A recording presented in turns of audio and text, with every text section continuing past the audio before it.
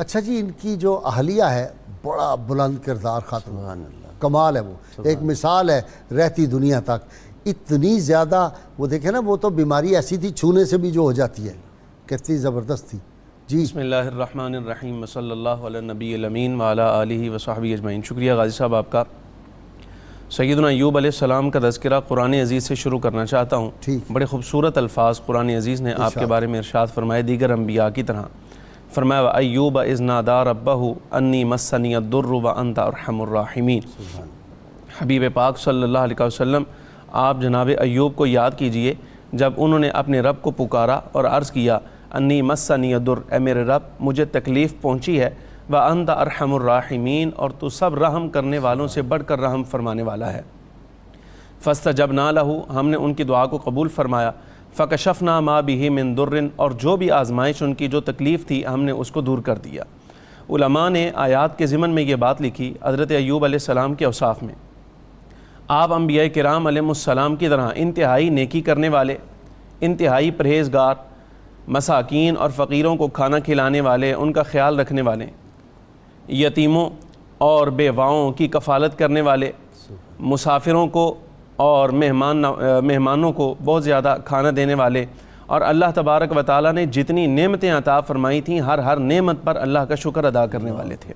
سبحان اللہ۔ اس واقعے کی طرف آپ نے اشارہ کیا، اس کے بارے میں حافظ ابن کثیر نے ایک بڑی خوبصورت بات لکھی۔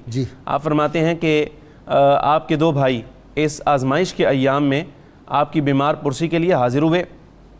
جس وقت حضرت ایوب علیہ السلام کو اس آزمائش میں مبتلا دیکھا تو کیفیت یہ تھی کہ وہ خود باہر جا کر کہنے والے ہو گئے، وہ کہنے لگے کہ اگر حضرت ایوب علیہ السلام نے اپنی زندگی میں کوئی نیکی کی ہوتی تو اللہ تبارک و تعالیٰ ان کو اس طرح کی آزمائش میں مبتلا نہ کرتا۔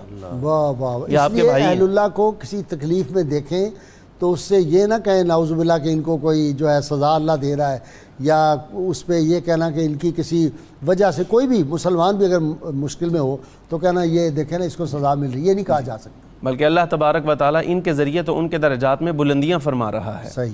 اب اس میں آپ اندازہ فرمائیے کہ بھائی ہیں، ان کا رویہ یہ ہے، اور دوسری طرف آپ کی اہلیہ محترمہ جو اس آزمائش کے ایام میں باقاعدہ آپ کی تیمارداری کرتی ہیں، آپ کی خدمت کرتی ہیں، اور آپ کے لیے کھانا تیار کرنے کے لیے مزدوری بھی اگر ان کو کرنی پڑے تو وہ بجا لاتی ہیں۔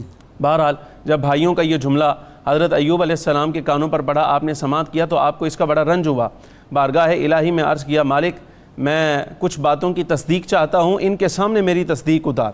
ایک شعر سنو بڑا خوبصورت، دوستوں کا پھول بھی پتھر لگا یارو مجھے، اور رات بھر احساس کی دیوار سے لپٹا رہا۔ کیا جو دوستوں کی یا جن سے محبت یا جن سے رشتہ ہوتا ہے ان کی بات بہت زیادہ تکلیف دیتی ہے، عام آدمی کی بات تکلیف نہیں دیتی۔ جی، اس پر اللہ تبارک و تعالیٰ کی بارگاہ میں عرض کیا مالک تو بیان فرما، کیا کبھی میرا کوئی دن ایسا گزرا کہ جس میں میں نے خود تو پیٹ بھر کے کھانا کھایا ہو لیکن میرے ارد گرد کوئی بھوکا سو گیا ہو؟ تو بارگاہ الہی سے یہ جواب آیا، سن رہے تھے باقی لوگ بھی، ندائے غیبی، کہ فرمایا نہیں، آپ نے ہمیشہ ایسا کیا، جب تک کوئی بھوکا آپ کی بستی میں موجود ہے اس کو کھانا کھلائے بغیر آپ نے خود کبھی پیٹ بھر کھانا نہیں کھایا۔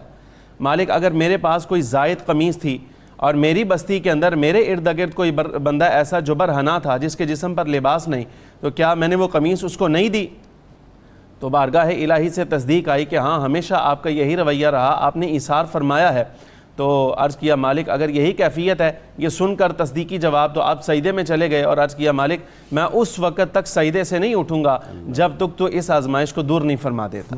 تو اسی وقت اللہ تبارک و تعالیٰ جل وعلا نے پھر وہ حکم ارشاد فرمایا ارکض برجلک ھذا مغتسل بارد وشراب، اے ایوب آپ اپنی ٹھوکر ماریے، یہاں سے ایک چشمہ نکلے گا، اس کے ساتھ غسل کیجئے۔ پھر چند قدم چلنے کے بعد ایک اور ٹھوکر مارنے کا حکم دیا، ٹھوکر ماری تو وہاں سے ایک اور چشمہ نکلا جس کو پینے کا حکم دیا۔ ایک کنویں سے جس وقت آپ نے غسل فرمایا تو ظاہری آزمائش جتنی تھی وہ ساری کی ساری جاتی رہی، اور جب پانی پینے کا حکم دیا تو باطن میں جتنی آزمائشیں تھیں اللہ تبارک و تعالیٰ جل وعلا نے ان کے ساتھ آپ کو اس میں بھی راحت